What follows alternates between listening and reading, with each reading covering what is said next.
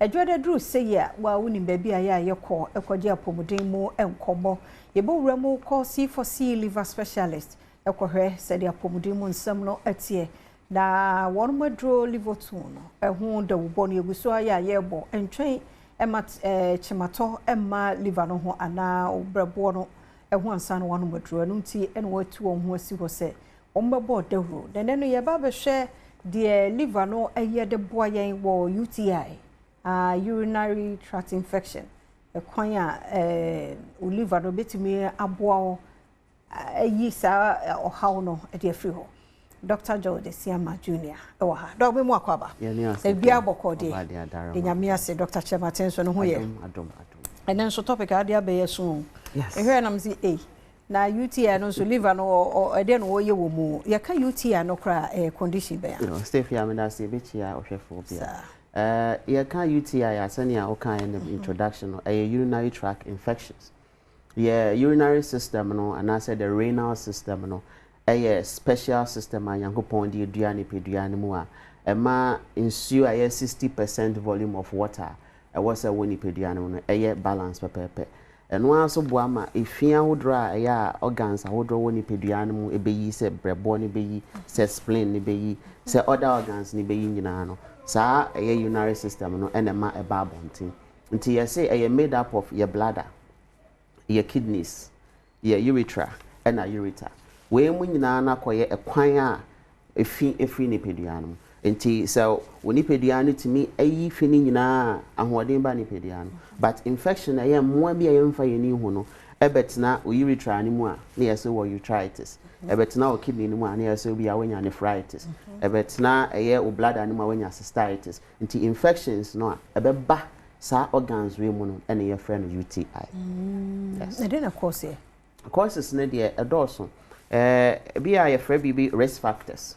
ye can risk factors a ye nyoma bi a oya a mass chance of infection edoso woni peduane titiro so you be our multiple partners utiminya you be so a we do age a we engage sexually utimi enya you be kra undi hu ni sabi ukọ baby so a un shedan hwe hu ye a eno so utiminya wo ho emema bebre ekọ washroom na se bi eja ya be ma no e go sink ni mu utiminya infections e free ho e bi so wo ho a anatomy ye bianom mba no bi e friend urethra no e yetia chain mema ne de no enti empem bebre no anya infections ntam omunya so a science no dey di ntam dan mema nti ya na mema you feel say your hooding and so ye de no na eba na aye serious na chese afrako ni peduane mu nti ya ye moa to say virus to say pathogens e be to say bacteria ye mfa ye ni hu but they live among us ti sa moa we nyina anya kwan betene mu a na I infect sa joint no sa areas wo urethra no na ama we nya disinfection yes nenti sa no be hu sunsun bi se bia signs and symptoms bi say when you UTI yes if your symptoms wo bebre but ya ye bu ye ni guso pain bebre no bo hu se ojon so ye ntantam okay you also cry ojon so a wote ya o iso ha ho na kekao bi kra na ojon so a wote bends emu ni hihyew oho ni nyina no signs a beto a kire wo se to anamo bi so wo kra wo na wonya rashes bebre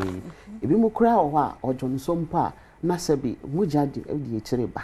ni nyina no signs a be ka kire ebi wo so kra wo kọ washroom na wankasa wo pie mpa wote sabi nka bi di wachi oho nti na nka ka ho no very bad ebi nso wo ha kọ sabi baby so a oye ne ho ye no na nsuo bi firi ne be ma mu ba oba so kra bo nse sabi nsuo bi firi ne ba mu ba we nyina no signs a e kire wo se ne yankopon hye this particular system no yibi sisa wo ho a we ntu anamo a ebe sei ni peduane yeah a we o man mema nyina yes if you are man mema nyina so I am more we any animal mem because of the anatomy no but mema de no ba is so serious nti bema bi wo ha bo se ne bema sort form but no nti ase na afi ono no mu ndro different bia but na infection a build dia che obi so ho kra na sabi ne sperm cells no de etimi nkwamwa na etimi ma wo ni nyina na ho odin aba form Ibi kura ho a se bi ahoɔden a ɔbɛ ma ne mu so na aba fom we nyina no is very serious condition a ba bɛ ma so obi bɛka se bi a onyi nti kura na ne bɛ ma eba fom ɛne ade ye nyina wo have infections no ache gonorrhea syphilis ni nyina ache wonya ho hwe ti nipadua no so try otimi bioma na afi o kyerɛ wo se wo bu ani egome so these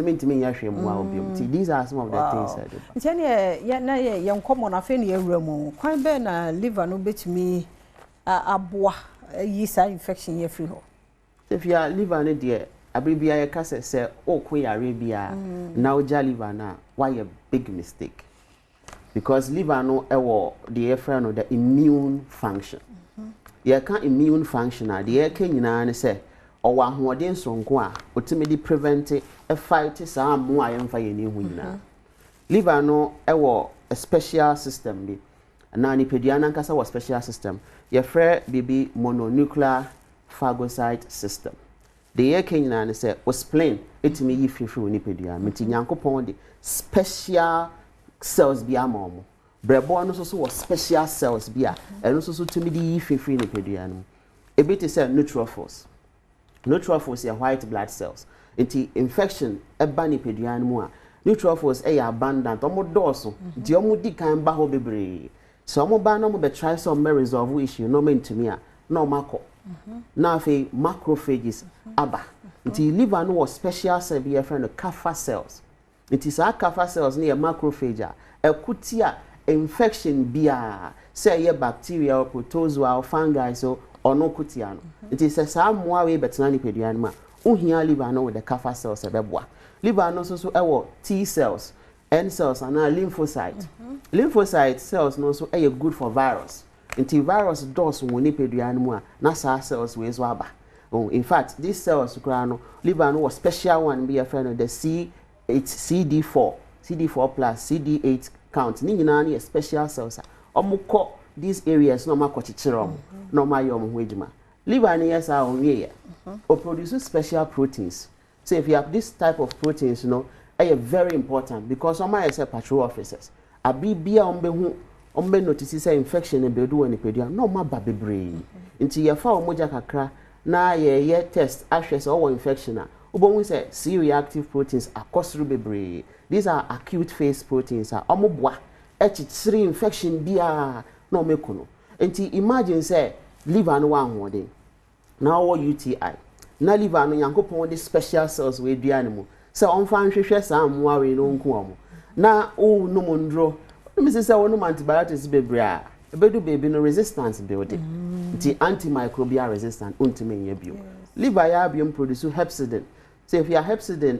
good for obi a or treat candidiasis say candidiasis is a fungus infection nti hepcidin no antimicrobial effect or so eboa with fungus infection ti liver no produce this peptide these proteins eboa chichiri efini nyina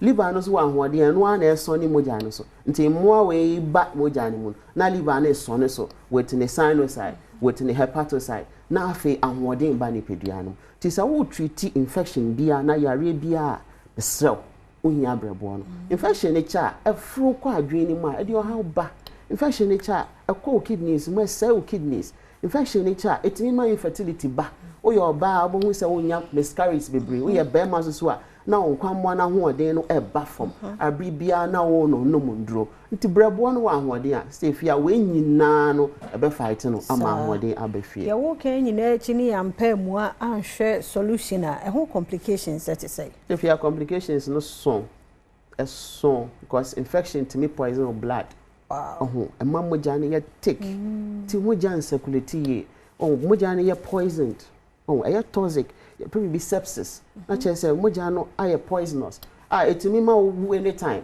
Oh, etimi ma komano kra jai. Etimi ma organs a hodro woni peduan mu no sei. Ye kan etimi kwa adwen mu kra akosai adwen no. Etimi sei intin no. Etimi sei pregnancy etimi essay be man ahoɔden etimi masabi watin kakra no eyira oba wan ye careful a eforo kɔ a etimi kwaseto wo awodi animu no wenya infection wo awodi animu etimi call wo fallopian tube no salpingitis etimi kra ma nsuo build wo fallopian tube no wo hydrosalpins etimi kra call wo ovaries no mu na ma arthritis na chese o menses ba besesa na chese wo system no enya problem bebre ti yesre se UTI nya agorokra titiri wa anum edru anum ayenkodo hwe oliver it has say my contact ni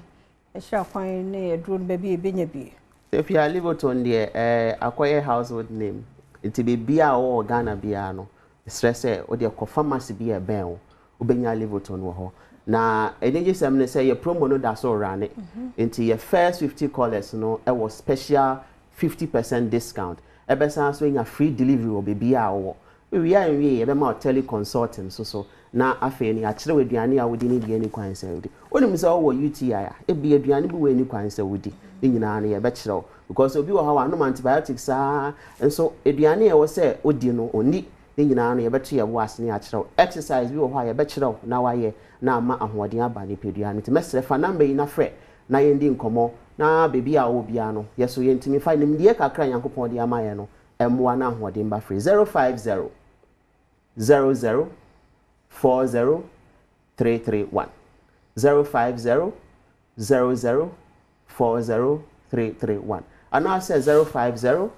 00 40328 050 00 40328 C4C liver specialist your liver your life your GN ni di your treatment plans ni and until na bribia ka once treated forever treated and pay your WBS. Yes, yeah, Dr. George Siamba Junior. Se papa pass so abeche ya dear. Mr. Infections be about treating enko or freno. Na fe wodo atwaso. Na ya boye liver no ehun ban ye pa because liver ne dear mse bi bia ni pedua mu liver ne ka ho. Ti o show hu ya liver no betena ho ache. Na so watena ho ache. Na miguso ameka wo say Design and Technology Institute admission no ekoso. Ti baby a wo hwe mi free bia na nsanu nyuma mu nimde wo pena wo ya wanya ho abodin krata obetimi bia wadwuma na so betimi akira afofora ene Design and Technology Institute na make come for amount seba precision welding fabrication design innovation graphic design sound engineering animation photography and entrepreneurship nyina wo kire bi Ewo Design and Technology Institute. Mr. Yentri mi kan ko sisi ana na de won e wonsa no nyuma no won ye sikafo. Wonsa no adwuma. Obi entumi nyimfiri wonsam da. Ye mpamo your talent. Mr. Yonkone yanko polish no ewo Design and Technology Institute for 0541693534. 0541693534. Now we need Design and Technology and for enkasa ene yenuan ene abusua yi edi won mo birthday ti emfa kwanya iso na yen celebrate wo mo rade ayade ye niam bebre e won mo abrabom happy birthday nkoma revenue officer e custom technical bureau Anita Amonoki Blabo Pimbuta Radin Show Radenyo kese na uma sunfra Adom ko Adom Gideon Clofio ana Gideon Clofio aka Buta and we show happy birthday Sanso na happy birthday nkoma Rosemond Donko happy birthday or Christ the King Senior High School Obuase happy birthday Radin ko so nhira umie wadwemu na nyo ben munyamfo kokodru for Isaac no manyo and we show happy birthday Sanso na happy birthday nkoma Mauli way from music ministry